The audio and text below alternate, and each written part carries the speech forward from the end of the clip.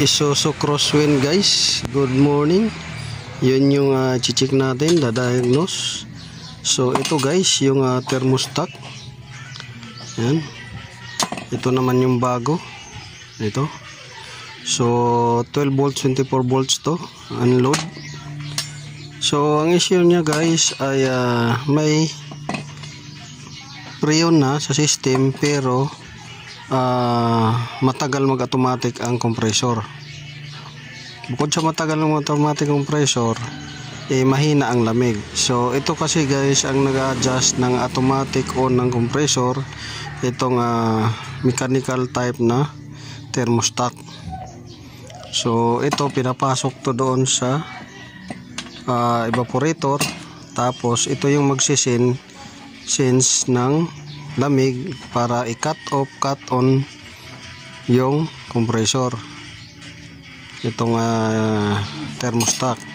So ang problema niya ay matagal mag-cut off, matagal rin mag-cut on.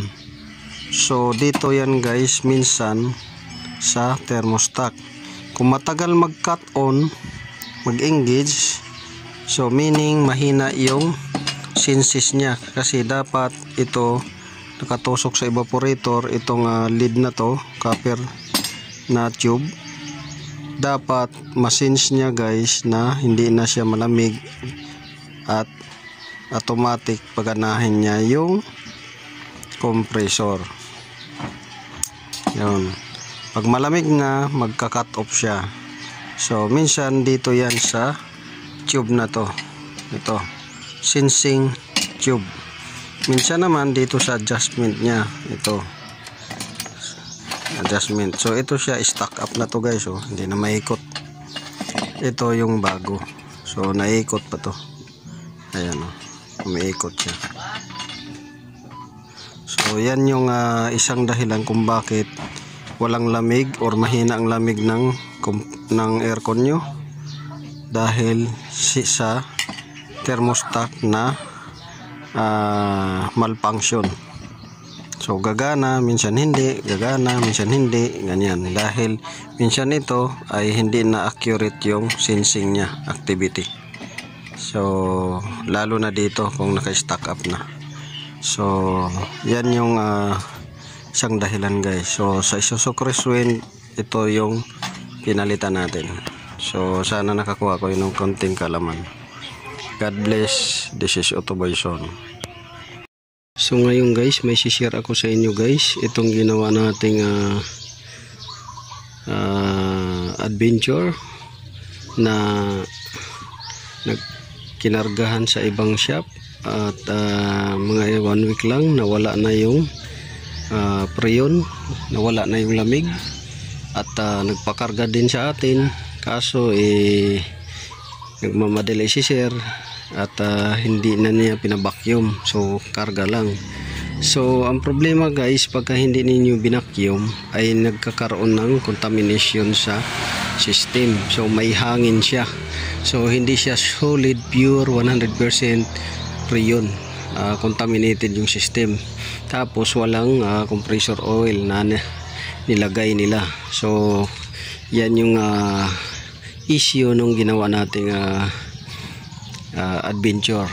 So ngayon isang dahilan kung bakit naubos guys yung preon, dahil dito sa valve na to. So sa high side kadalasan bumibigay ito. So yung likuran yan pagka close niya yan, ayan, nakaangat, so hindi siya totally naka-close, sisingaw yan. Tapos itong neck o-ring niya dito sa liig banda, flat na rin. So ito yung nagiging dahilan din ng pagkawala ng preon sa system at pagkaubos ng preon sa system, or pagkawala ng lamig sa system. So ito yun siya guys. Dahil ito guys, dapat pinapalitan to, pangalawang service ng aircon, palitan na dapat to, dahil katagalan to guys, nagwi-weak yung spring. Yan, hindi na minsan yan bumabalik ng todo pag ganyan. So nagwi-weak to minsan ng spring guys. At itong o-ring na to guys sa likuran, dahil lagi yan siya natutulak pagka nilagay yung manifold gauge natin or sa service port fittings natin. So nagiging stretch na yung goma, so lulusot na dyan yung pressure. So kailangan pangalawang service mo, pakarga ng preyon, palitan na to siya. Kagaya niya no, yan siya guys, so nakabaon siya, okay siya. Pero minsan yan nakaangat siya, pag ganyan no, nakaangat siya, yan no, umangat na naman siya, hindi siya nakatotally sarado dahil hindi na nga siya maganda yung guma at saka yung spring. So yan yung nagiging dahilan kung bakit naubos yung preyon sa system, nawawala ng lamig. So halos mga 3 beses ka na magpakarga sa isang buwan. So magastos guys kung hindi na diagnose ng maigi. At ito lang pala yung dahilan.